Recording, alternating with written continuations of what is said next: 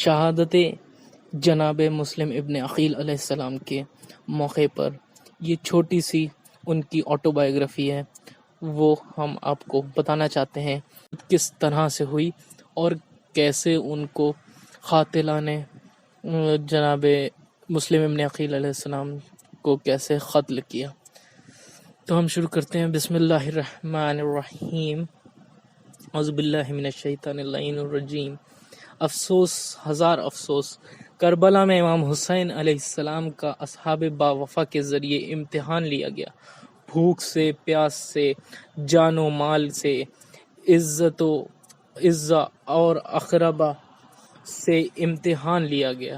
جب امام حسین علیہ السلام کے پاس کوفے والوں کے ہزاروں خطوط آ چکے تھے کہ یا ابن رسول اللہ جلد آئیے، ہمارے پاس جلد آئیے، ہم ہادی اور بے رہبر ہادی کے انتظار میں، اپنے حضرت کے انتظار میں آپ۔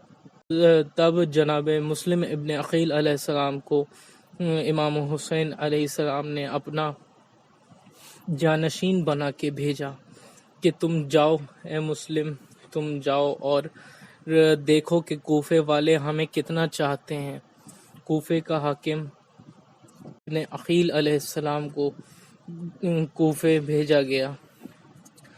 اس کے بعد جب یزید کو یہ خبر ملی کہ جناب مسلم ابن عقیل علیہ السلام کوفے میں داخل ہو چکے ہیں، تو اس شقی نے آتے ہی سب کو ڈرایا دھمکایا، سب لوگ الگ الگ ہو گئے۔ پھر اس شقی نے حضرت مسلم ابن عقیل علیہ السلام کی گرفتاری کے لیے فوج کو روانہ کر دیا۔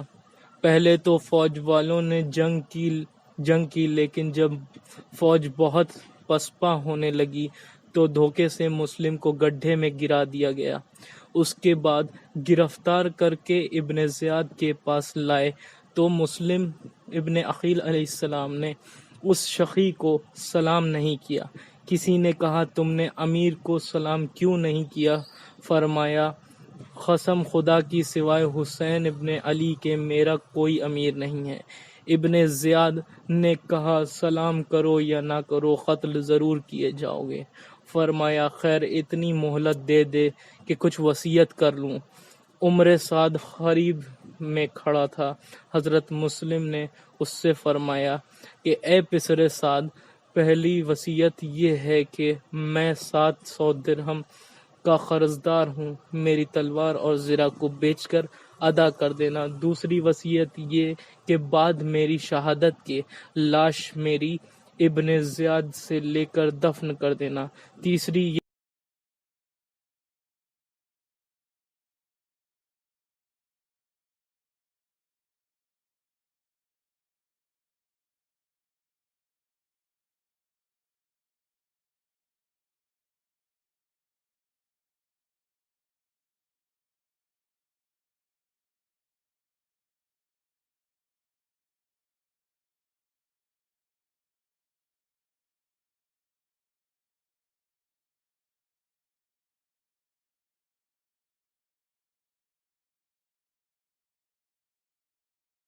شخص کو بھیج کر ان کو منع کر دینا کہ وہ اس طرف کوفے کی اور مت آگے بڑھیں اور یہاں مت آئیں، ہرگز ارادہ نہ فرمائیں، ایسے نہ ہو کہ میری طرح وہ بھی کوفیوں کے مکر و فریب سے قتل کیے جائیں۔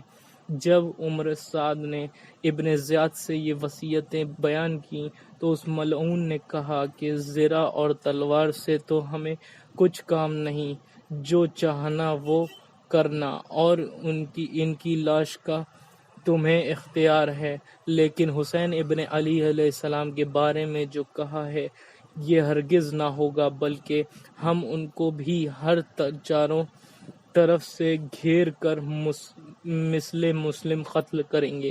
یہ سن کر حضرت مسلم ابن عقیل علیہ السلام رونے لگے اور انہوں نے فرمایا آخر وہ اشقیا مسلم کو قلعے کی چھت پر لے گئے اور بلندی سے منہ کے بھل نیچے گرا دیا کہ تمام ہڈیاں چور چور ہو گئیں۔ ابھی کچھ جان باقی تھی کہ ایک ملعون نے سر اقدس کاٹ لیا اور لاشیں اقدس کے پاؤں میں رسی باندھ کر بازار کوفہ میں کھینچتے پھرے، اور پھر ہانی ابن عروہ کی لاش کے ساتھ بھی یہی سلوک کیا گیا۔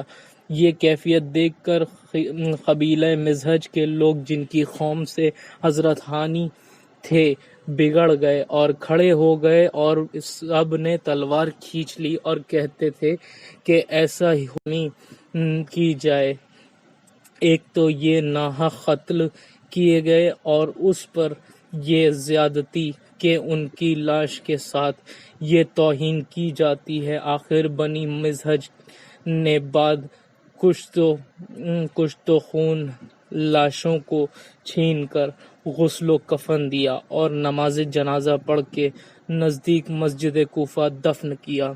وآخر دعوانا ان الحمد للہ رب العالمین۔